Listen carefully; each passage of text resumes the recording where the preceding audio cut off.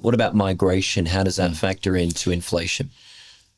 Look, again, sorry to put you on the spot here. Migration is, and I say this as a migrant to this country. I'm first generation Australian. I'm very proud of that, and I'm very proud that I made the decision to leave my country of birth, We're happy to have you. the UK, to come here for what I was hoping would be a better life, and has certainly proven to be a better life. The challenge that we have with migration is that right now, and there are two aspects to this point. Number one, we have a falling level of productivity from our workforce. And there are a couple of reasons for this. And I will come back. This is not the weave. I will come back and pull me up on this if we don't get there. Okay.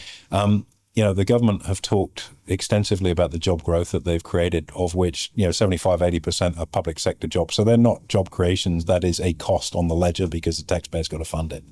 We've also seen falling productivity amongst our workforce. So just to give you one anecdotal example of this, 5 years ago, it took about 9 months to build a house. Now it takes 14 months. So we are getting less productive as a workforce. With migration being added into that, one of the biggest challenges is that most people that come in as migrants are underemployed. And I couldn't tell you within 100 the number of Uber rides I've had where the Uber driver has been a first generation Australian that's come in for reason A and was previously employed at a reasonable level. Let's say it's an engineer or someone that had a skilled migrant with a professional qualification. But they're not able to gain work in that lane, so they're driving an Uber. So that is a real strong example of a fall in productivity where you're underemploying people.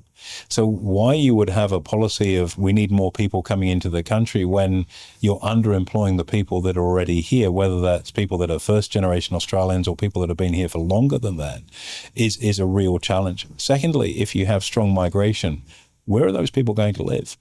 And we've had, we're going to build more houses. Well, so far that's fallen flat. One of our podcasts, I think it was this year or the year before, I can't remember now, they sort of blur into one when you get sort of season 6 to season 7. That's right. Was the housing affordability scheme. And so far, I think it's a couple of hundred houses, if that, and I think they've been bought rather than built.